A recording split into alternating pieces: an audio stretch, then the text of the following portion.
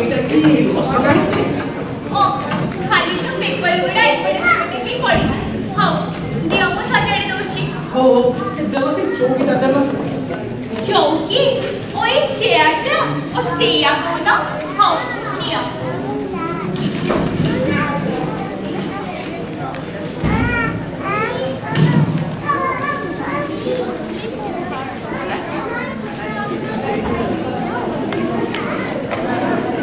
ବୁଝିଲ ମୁଁ ଏଠି ଏକାଗ୍ର ବସୁଛି ଏକାଗ୍ର ଚିତ୍ରରେ ବସି କିଛି ବୁଝିବା କଥା ବୁଝିଲ ଭଲ ସେ ଦୂରଦର୍ଶନଟା ବନ୍ଦ କରିଦେବ ଆଉ ଯଦି କେହି ଦୂରଭାଷ କରେ ମତେ ଦେବ ନାହିଁ।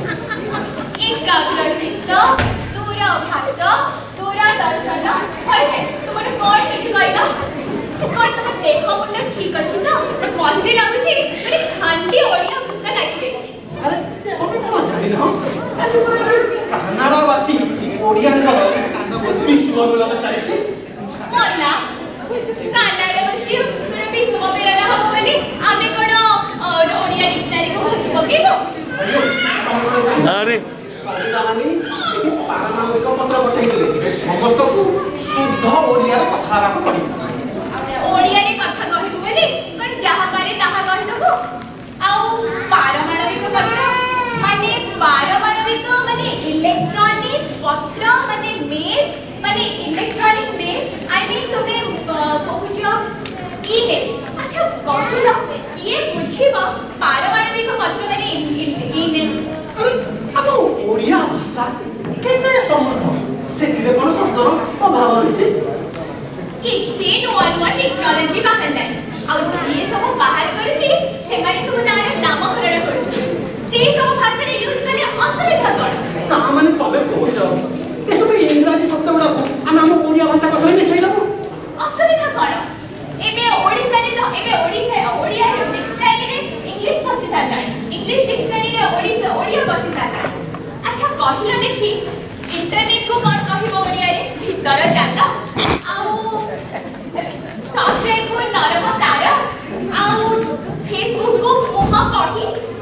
କାହିଁ ଆମେ ଇଂରାଜୀ ଭାଷାରେ ଯେମିତି ନୂଆ ଶବ୍ଦ ସବୁ ବାହାର କରାଯାଉଛି ଓଡ଼ିଆରେ ବି ମଧ୍ୟ ସେମିତି ନୂଆ ଶବ୍ଦ ବାହାର କରାଯାଇପାରିବ। କିଛି ପରିବର୍ତ୍ତନ ବା ନୂତନତ୍ୱକୁ ଏକ୍ସେପ୍ଟ କରିବାକୁ ହେଲେ ହେଜିଟେସନ୍ କାହିଁକି? ଆରେ ଏରେ ନୂତନତ୍ୱକୁ ଗ୍ରହଣ କରିବି ବୋଲି କ'ଣ ନିଜତ୍ୱକୁ ଭୁଲି ଦେବି? ତମେ ମାନ ବା ନ ମାନ ଓଡ଼ିଆ ଡିକ୍ସନାରୀରେ ଏବେ ଇଂଲିଶ ପଶି ସାରିଲାଣି। ଓଡ଼ିଶାରେ ପଣ୍ଡିତ ଗୁରୁ ଭଳି ଓଡ଼ିଆ ୱାର୍ଡର ଇଂଲିଶରେ ସବୁ ଇଂଲିଶ ୱାର୍ଡ ସବୁ ଓଡ଼ିଆ ଡିକ୍ସନାରୀରେ ୟୁଜ୍ ହେଉଛି। ଓଡ଼ିଶାର 80% ଲୋକ ଓଡ଼ିଆରେ ନିଜ ଚୌକି କହିଲେ ବୁଝିବେ ନାହିଁ। ଆମ ବାରିପଦା ଘରେ ଯେଉଁ ଝିଅଟି ବି କାମ କରୁଛି ସେ ବି ଇଂଲିଶରେ ଚେୟାର ଟେବୁଲ ହିଁ ବୁଝିବ। ସେଇଆ ଏ ତମ ଭଳି କିଛି ଲୋକ ଆଜି ଏ ଓଡ଼ିଆ ଭାଷାର ମୌଳିକତାକୁ ହରାଇଦେଲେ। ଆଉ ଯଦି ଏମିତି ଚାଲେ ଭାଇମାନେ ଦେଖିବେ ଆଉ 2-3 ବର୍ଷ ପରେ ତମେ ଯେବେ ଓଡ଼ିଶା ଯିବ ତମ ବଡ଼ ଭାଉଜ ତମକୁ କହିବେନି ରଶ୍ମି ଆସ ଭାତ ଖାଇବ କହିବେ ରଶ୍ମି ଆସ ରାଇସ୍ ଇଟ୍ କରିବି। ଏଥିପାଇଁ ତୁମେ ଓଡ଼ିଆବାସୀଙ୍କୁ ଦୋଷ ଦେଇପାରିବନି। ଓଡ଼ିଶାରେ ତ ଚାକିରି ନାହିଁ ଆଉ ଚାକିରି ପାଇଁ ବାହାରକୁ ଯିବାକୁ ପଡ଼ିବ। କିଛି ନହେଲେ କଲ୍ ସେକ୍ଟରରେ ଜବ୍ କରିପାରିବେ।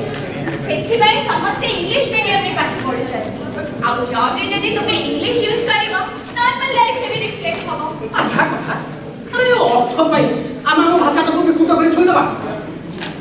ସେଇ ତ କଥା ଅର୍ଥ ବିନା କି କିଛି ନାହିଁ। ତୁମେ ଯଦି ହିଷ୍ଟ୍ରି ଖୋଲି ଦେଖିବ ଯେଉଁ ଦେଶର ଇକୋନୋମି ଯେତେ ଷ୍ଟ୍ରଙ୍ଗ ସେ ଦେଶର ଭାଷା ସାହିତ୍ୟ ସଂସ୍କୃତି କଳା ସେତେ ଜନାଦୃତ। ଦେଶ ଯେବେ ଗରିବ ସେ ଭାଷାର ସାହିତ୍ୟ କଳା ସଂସ୍କୃତି ଯେତେ ଉଚ୍ଚକୋଟୀର ହେଇଥିଲେ ବି ସେଥିରେ ମଳିନ ପଡ଼। ଆଚ୍ଛା କଥା ତାମାନେ ତମେ କହୁଛ ଏ ଓଡ଼ିଆ ଭାଷାର ସୁରକ୍ଷା ପାଇଁ ଭାଷାବିତମାନଙ୍କର ନୁହେଁ ବରଂ ଅର୍ଥନୀତିମାନଙ୍କର ବେଶୀ ଆବଶ୍ୟକତା ରହିଛି। ସେଇ ତ କଥା। ଏବେ ତୁମେ ୟୁନିଭର୍ସିଟିରେ ଗୋଟେ 10 ଲାଖର ଗୋଟେ ଆୱାର୍ଡ ଡିକ୍ଲେୟାର କର। ଦେଖ ସେଇଟା ଓଡ଼ିଶାର ସବୁଠୁ ପ୍ରେଷ୍ଟିଜିୟସ୍ ହେବ। ଆଉ ତାପରେ ଦେଖିବ ବାପା ମା ମାନେ କେମିତି ମ୍ୟାଥମେଟିକ୍ସ ସାଇନ୍ସ ଇଂଲିଶ ଟ୍ୟୁସନ୍ ସାଙ୍ଗରେ ଦୁଇଟା ଓଡ଼ିଆ ଟ୍ୟୁସନ୍ ଖୋଲିଦେବେ। ଆଉ ସେଇଥିରେ ଓଡ଼ିଆ ଭାଷା ଆଉ ସାହିତ୍ୟର ବେଶ ପ୍ରଚାର ପ୍ରସାର। ତମେ ଟଙ୍କା ଦେଇ କେମିତି ଓଡ଼ିଆ ଭାଷା ସଂସ୍କୃତ କିଣିବ? ନା ତୁମେ ଏଠି ଅଧଘଣ୍ଟେ ଧରି ମେଜ ଚୌକି ଦୂରଭାଷା ଦୂରଦର୍ଶନ କରି ଓଡ଼ିଆ ଭାଷାକୁ ଟେକି ପକେଇବ। ହଉ ଏ ତମେ ଗଜର ବନ୍ଦ କର ବୁଝିଲ ତ ଭାଇମାନେ ମୁଁ ଏଠି ଶାନ୍ତ ଶାନ୍ତି କରୁଛି କହିଲ ତୁମେ ତ ଆରମ୍ଭ କଲ ମେଜ ଚୌକି ଦୂରଭାଷା ଦୂରଦର୍ଶନ। ଭାଇମାନେ ଦେଖିଲେ ଏ ଘରେ କ'ଣ ଏ ଓଡ଼ିଆ ସାହିତ୍ୟ ସାଧନା କରିବା ପାଇଁ ପରିବେଶ ଅଛି। ଏ ଦେଖୁନ ସେଠି ବଡ଼ ଜୋରରେ ଆୟାନ ଇଂରାଜୀ ଗୀତ ଶୁଣୁଛି ଆଉ ତମେ ଏଠି ଓଡ଼ିଆ ଖାଦ୍ୟ ଛାଡ଼ି ବିଦେଶୀ ଖାଦ୍ୟରେ ଖାଲି ବାସ୍ନା ଛାଡୁଛି। ଓ ଓଡ଼ିଆ ଖାଦ୍ୟ ଓଡ଼ିଆ କବିତା ଲେଖିବ ବୋଲି ତାକୁ ପୁଣି ଗୋଟେ ଓଡ଼ିଆ ଖାଦ୍ୟ ଦରକାର। ସେ ପୁଣି କ'ଣ ଓଡ଼ିଆ ଖାଦ୍ୟ। ହଉ ରହିଯା ମୁଁ ଯାଇ ଗୋଟେ ସୁଖୁଆଟେ ପଡ଼ି ଦେଉଛି ତାପରେ ଯେତେ କବିତା ଲେଖିବା କଥା ଲେଖୁଥା ପୁରା ଘର ଯାକ ଓଡ଼ିଆ ବାସ୍ନାରେ ଭରିଯିବ ଆଉ କ'ଣ। ଆରେ ସୁଖୁଆ କ'ଣ ସାତ୍ତ୍ୱିକ ଓଡ଼ିଆ ଆହାର। କବିତା ଗୋଟେ ଲେଖିବ ଯେ ସେଥିରେ ପୁଣି କେତେ ନମ୍ବର ସେ ପୁଣି କ'ଣ ଆଧୁନିକ କବିତା। କାହିଁ ଆରେ ଆଧୁନିକ କବିତା ଲେଖିବା କ'ଣ ଏତେ ମାଗଣା ପଡୁଛି? ନା ଭାରି ବଡ଼ କଥା କର୍ତ୍ତା ଆଉ କର୍ମକୁ ଯଦି ଟିକେ ଏପଟ ସେପଟେ କରିଦେବ ଗଦ୍ୟଟା ପୁରା ପଦ୍ୟରେ ହେଇଯିବ। ଯେମିତି କି ମୁଁ ଭାତ ଖାଉଥିଲି ଆଉ ବାହାରିଲା ଗୋଡ଼ି ପଦ୍ୟରେ କ'ଣ ହବ? ଖାଉଥିଲି ଭାତ ପୁଣି ବାହାରିଲା ଗୋଡ଼ି ତେଣୁ ତାକୁ ଗୋଡ଼ି ମାଡ଼ି। ତମେ ତ ଖାଲି ଉପରେ ଭାସିଲ କହିଲେ ଭିତରକୁ ପଶିଲେ ତ ଏଥିରେ ଭିତରକୁ ପଶିବାରେ କ'ଣ ଅଛି? ହଁ ପୁରାତନ କବିତା ମାନେ କବିବର ରାଧାନାଥ ରାୟ ମାୟାଧର ମାନସୀ ଏମାନଙ୍କ କବିତା ଦେଖିବ ସେଥିରେ ଭାଷାରେ ପ୍ରୟୋଗ କି ସୁନ୍ଦର ଆଉ ସେଥିରେ ଏ ସାହିତ୍ୟ ରଚନା କେମିତି ଯେମିତିକି ଅର୍ଥାଙ୍କ ଈଶ୍ୱର ଅର୍ଥାଙ୍କ ପାର୍ବତୀ ଗ୍ରାଏ ଦିଶେ ତବ ବ୍ୟମର ମୂଳ। ସେଇଆ ଏସବୁ କବିତାକୁ ବୁଝିବାକୁ ହେଲେ ପ୍ରଥମେ ସନ୍ଧି ବିଚ୍ଛେଦ ଶିଖିବାକୁ ପଡ଼ିବ। ଅର୍ଦ୍ଧାଙ୍ଗ ଅର୍ଦ୍ଧ ଯୁକ୍ତ ଅଙ୍ଗ ମତେ କହିଲ ସମ୍ପୂର୍ଣ୍ଣ କଥା ହେଲା ବେଳେ ତମେ ଅଧା କହୁଛ ନା ଅର୍ଦ୍ଧ କହୁଛ? ସେମିତି ଅଙ୍ଗ ବ୍ୟଙ୍ଗ କ'ଣ ସବୁଦିନ ବ୍ୟବହାର କରୁଛ? ଏସବୁ କବିତାକୁ ବୁଝିବାକୁ ହେଲେ ଓଡ଼ିଆ ଭାଷାକୋଷ ଦରକାର ନହେଲେ ଓଡ଼ିଆରେ ସ୍ନାତକୋତ୍ତର କରିଥିବା ଜଣେ ଶିକ୍ଷକ ଦରକାର। ହେଲେ ଆଧୁନିକ କବିତା ବୁଝିବା ପାଇଁ ଏସବୁର କିଛି ଦରକାର ନାହିଁ। ଆଧୁନିକ କବିତା ଯେମିତି ସହଜ ସରଳ ସେମିତି ବୋଧଗମ୍ୟ। ସହଜ ଭାଷା ସୃଷ୍ଟି କରିଦେଲେ ସାହିତ୍ୟ ସୃଷ୍ଟି ହେଇପାରିବନି। ଭାଷାରେ ପ୍ରୟୋଗ ଖାଲି କରିଦେଲେ ସାହିତ୍ୟ ସୃଷ୍ଟି ହେବ। ଯେମିତିକି ତୁ ଆଖି ଖୋଲିଦେଲେ ସମୁଦ୍ରର ଭୋ ଆଉ ତୁ ଆଖି ବନ୍ଦ କରିଦେଲେ ମତାନର ଭୋ ଆଉ ତୋ କଳରେ କଥା ଦେଲେ ଧୋରେ ମାୟା ଧୋ। ଏଥିରୁ କ'ଣ ବୁଝିବ? ୟା ମାନେ ହେଲା ଆଖି ଖୋଲିଦେଲା ବେଳକୁ ସମୁଦ୍ର ମାଡ଼ି ଆସୁଛି ଆଖି ବନ୍ଦ କରିଦେଲା ବେଳକୁ ମରିଗଲା ପରି ଲାଗୁଛି ଆଉ ଏଥିରୁ ଯାହା ବୁଝିବ ବୁଝ। ଖାଲି କ'ଣ ଭାଷାକୁ ନେଇ କବିତାର ସୃଷ୍ଟି ଏଥିରେ ଭାବର ମଧ୍ୟ ଆବଶ୍ୟକତା ରହିଛି। ହଉ ତମେ ଗଜର ବନ୍ଦ କଲ ବୁଝିଲ। এই যে 8টা বাজিলানি 9টা বেলে সেটি পুরি বিশ্বমিলন আরম্ভ হইଯିବ। কম সে কম ঠিক সময়ে গলে আমি বিশ্বমিলন দেখি পারিবা। হও তুমি যদি বুঝ আধুনিক কবিতা এতে সহজ সরল আস মতে টিকে সাহায্য কর। মু ভাবছি গোটে প্রেম কবিতা দেখি। প্রেম কবিতা পুরি এ বয়সরে আরে প্রেম তো নিত্য শাশ্বত অনন্ত চিরন্তন। হও থাও তোমাকে লাগুছি স্বামী আর স্ত্রীর প্রেম শাশ্বত নিরন্তন অনিত্য। হও থাও থাও থাও হও তুমি প্রথমে কবিতা থেকে শুন শুনলে বুঝবে কম হইপারিব প্রেম কেতে অনন্ত। শুন আগো আয়ু বউ কোন তুমি কবিতা লিখুছ? এইয়া তুমি ওড়িয়া প্রেমর সম্বোধন এইয়া তুমি ওড়িয়া প্রেমর সম্বোধন কাহিকি খালিটা ওড়িয়া ভাষাকু নিন্দুছ কাহিকি কহিল?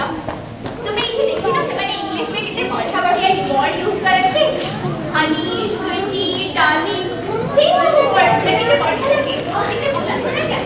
আরে ওড়িয়া ভাষারে কোন শব্দর অভাব আছে? ওড়িয়ারে বি বহুত মধুর শব্দ রয়েছে। হও শুন आगो श्रीमती अरे तुम्हें कविता लिखुछ ना पेपर में एडवर्टाइजमेंट दउछ श्रीमती रश्मि पटनायक लिखुछ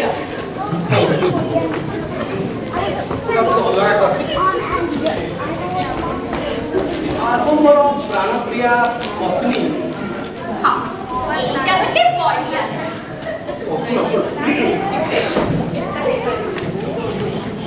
आगो मोर प्राणप्रिया पत्नी फगुणर रसभरा ऋतुरे जेबे तुमे आसिल मो जीवन रे शीतलतार स्पर्श भरिदेल मन हृदय टिके रुह कौन कहलो आगो मोर प्राणप्रिया पत्नी फगुणर रसभरा ऋतुरे जेबे तुमे आसिल मो जीवन रे चैताली बाटिए बसिगला मो मन भितरे अरे जदि फगुणरे आसिली चैताली बा माने चैत्र मासरे जे पवन बहित ता छडा आमो बाहागुरे तो जे जेष्ठ मास आई मीन मे मास खरा दिन होइला ए चैताली रे चैत्र मासरे पवन फगुणरे पवन को कहला को देला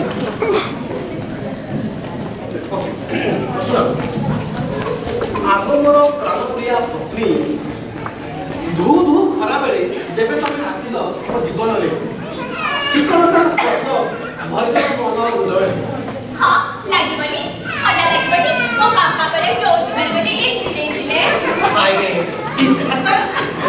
अरे ठीक पाइबनी मो गल जा जल्दी का हां मो जाऊ किंतु तुम कविता रे केबे ठीक लाइन होई एटी सेई बहाना रे समस्त तो भाबिबे से मते केते भलो पाउछंती हां मो जाऊ हाय विधाता